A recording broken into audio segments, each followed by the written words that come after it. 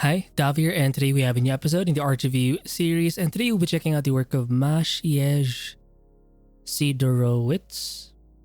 I'm most likely butchering the name, but I think they're from Poland. It sounds Polish, I'm not sure. But they kind of remind me of another artist who I've reviewed a couple of artists who have this kind of style where just think of the world of Spider-Verse, right? The animation kind of thing, where it has this graphic kind of look. Very stylized, lots of like warping going on, for example, for the perspective, but it feels very rich, very shape heavy, very angular, very sharp, lots of sharp edges. I think so far, like the guy that comes to mind is Michal sawtyruk. I'm also butchering his name, but yeah, I like this look. Oh damn! I remember reviewing I think it's Indian, an artist who also does. Oh, dude, whenever I have videos like this, just check the recommended section below, because sometimes I remember the artist's name after I've done the actual video. So just check the description. Anyway, I don't think this is a rake brush, or you know what? Maybe it's a shape first and then they erased it with a rake brush. Could be. Now for styles like this, you do need to have lots of layers. It's part of the process. Also, you do notice a lot of like sharper edges. Like since everything's layered, they also go for, instead of painting it, I think they we're back. Sorry, my laptop froze again. Jesus. Anyway, I was gonna say, aside from making sure you're using a lot of layers, making sure everything's organized, artists like this tend to use the lasso selection tool or lasso fill tool a lot more. So it does end up looking more graphic. And sometimes it can feel, it's still a painting, but because of that use of the lasso fill or selection tool, it's not even, it's sort of its own style. It's its own thing in a way, and I like it. And also being able to find solutions for this kind of thing, because not everything's gonna have the same texture. Some stuff are gonna be a lot more reflective, rougher. So for example, this kind of glass, like how do you mimic that, right? And even though things can be like warped perspective wise, proportion wise, they do a good job of like really capturing the material almost, you know? Like there's no using of the blending tool or the mixer brush. Like you don't have a choice but to illustrate the thing as it is.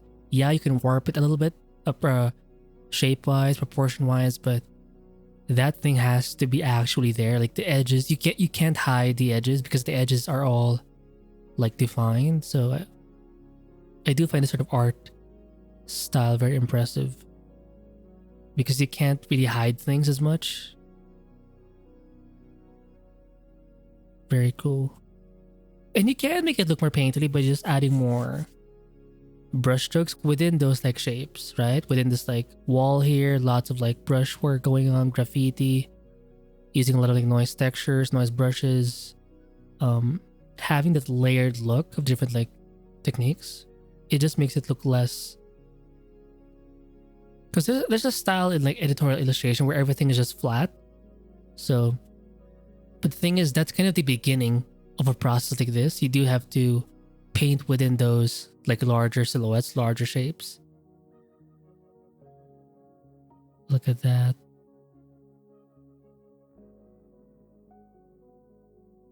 It also has a cuter kind of look because of the shifting perspective.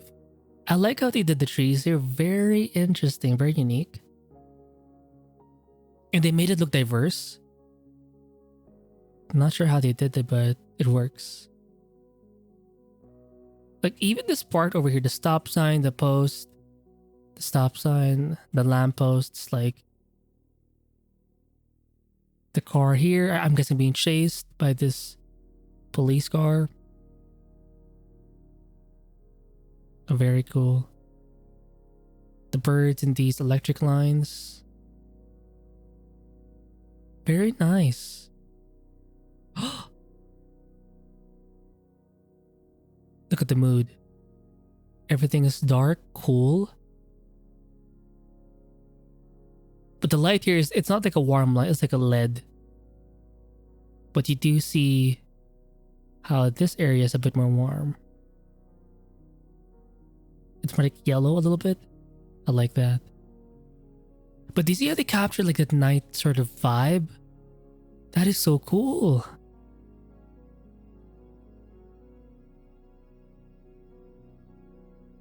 Even the stop.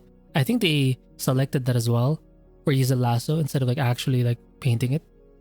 Or writing it with like your, yeah. Oh, I think it's a full thing that they split up. Sorry. Very nice. Look at that. Even the, what do you call this? What's the proper term for this? Lots of details here.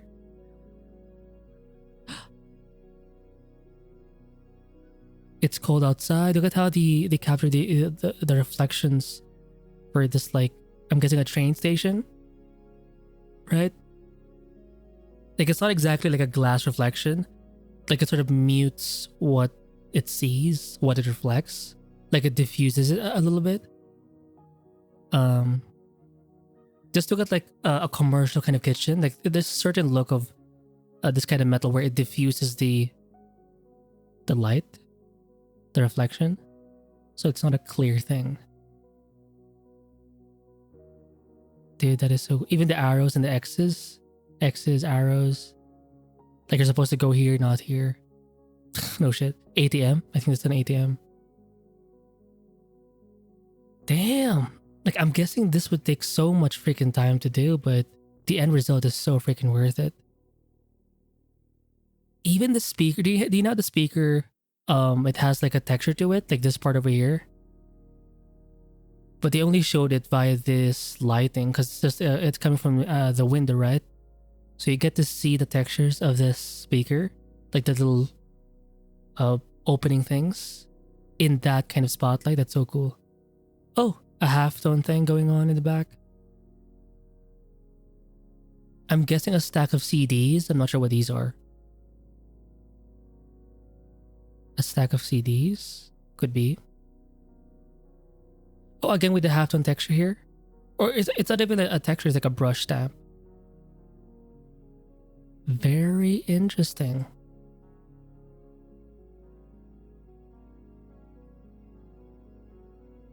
What's cool here is this style can be like for visual development, cover illustrations, album covers, stuff like that, or editorial types of artwork.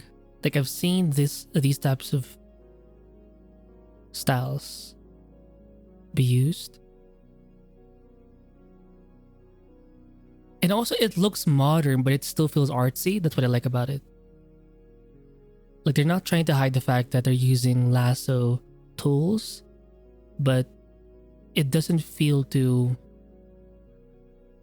AI. Like, it doesn't feel generated. It feels like someone did it by their hand, with their hand. I like that. Either stuff like this, like trying to capture the reflections in the water, or just trying to mimic how water would look like. A round brush. I'm guessing they painted this flat first and then they warped it to kind of match the perspective. That's so cool. Again, a very common thing, skewing the perspective. It makes it look very playful, very fun, very inviting. And because of that, I think you're more forgiving if something is off. Because if the perspective is off, like, you expect other things to be maybe off a little bit. So, some rebars. I'm not sure what's happening here. Construction site. A bunch of wires, rainbow wires, I think. Even this guy looks... Look at the detail of those shoes, those pants. Even the helmet, dude. even the rust kind of, I think that's a corrugated roof or something, right? Or sheet.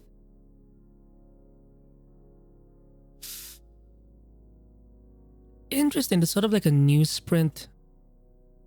Maybe I'm saying it wrong, or I'm using the wrong term, but like that manga, not manga, but like a half-tone kind of texture thing that you would see in like traditional publication types of works, published works, like a magazine or something, or a comic, or a manga, or a doujin. Ooh. Very nice.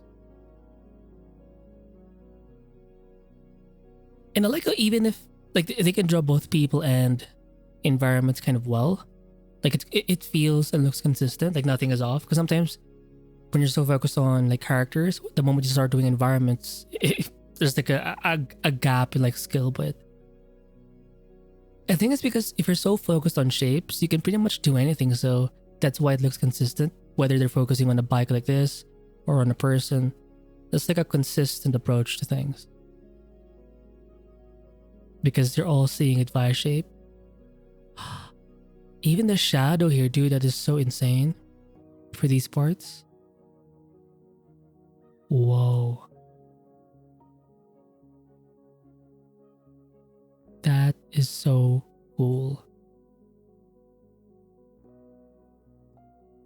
Merc.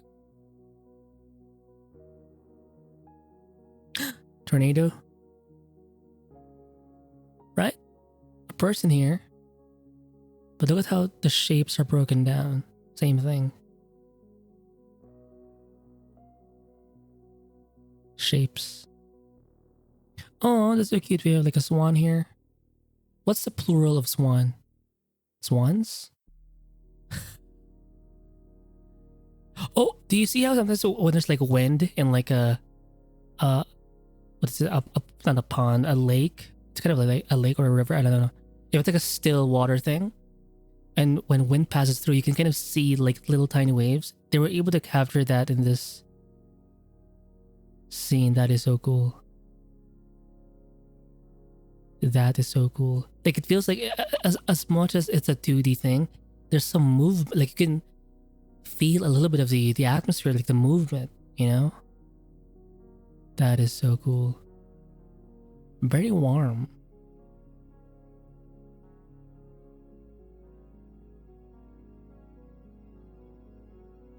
Photoshop. Oh, sorry for...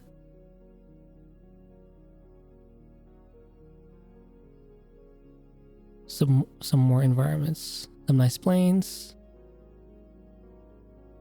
Do you see how it's very brushy within this like big shape in this wall? Then inside, lots of brush strokes to make it more painterly.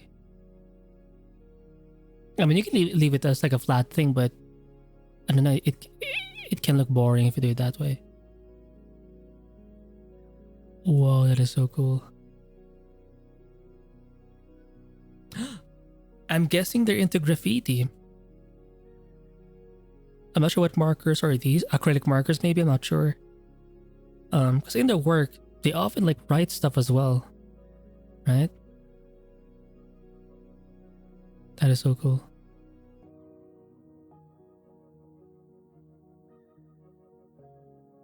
Is that juice or beer? I'm not sure. I don't drink, so I wouldn't know. Oh wow. I just don't like the taste. I'm more of a coffee guy or an iced tea guy. I'm so weak. Oh. Alright. It's a bit pixelated, but...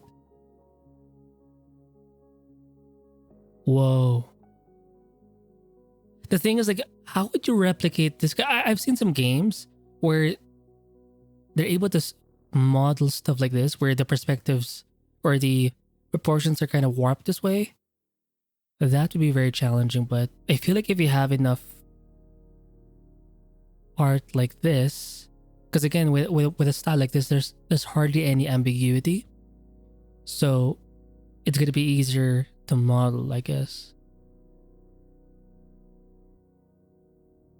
And because the textures are very like clearly defined, It's like an easy transfer to, I don't know, Blender or something.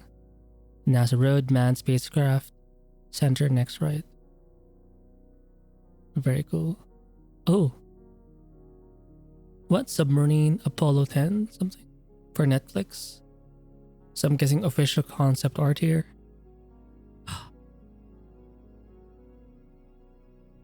I think if you do quicker paintings like this, quick shots, it's gonna help you.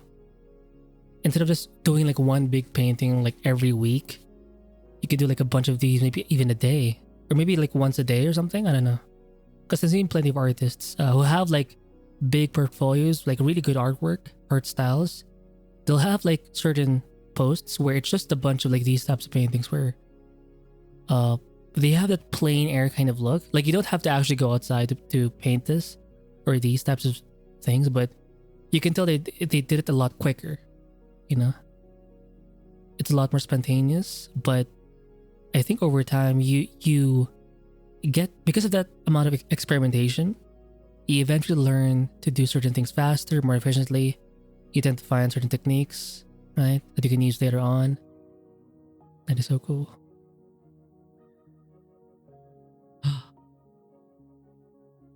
A night scene. ABC. Wow, look at that. This one looks like a photograph. Right? Like when you zoom out, it's like a skewed photograph. Very cool. Even like the gradients for this car. Lots of soft brushes being used. Like it feels like very car-like. Because it looks metal, you know, it looks so cool. More graffiti stuff.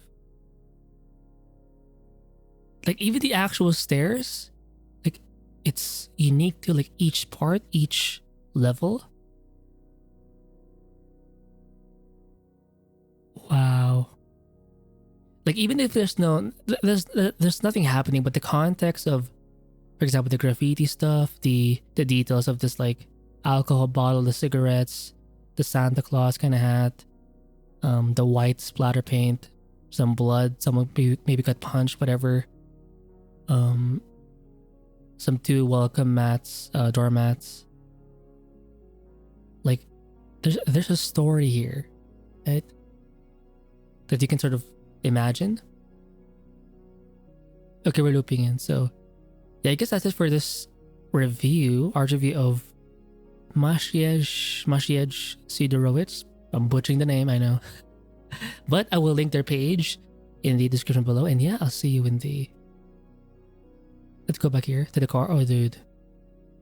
I'll see you in the next one. Bye.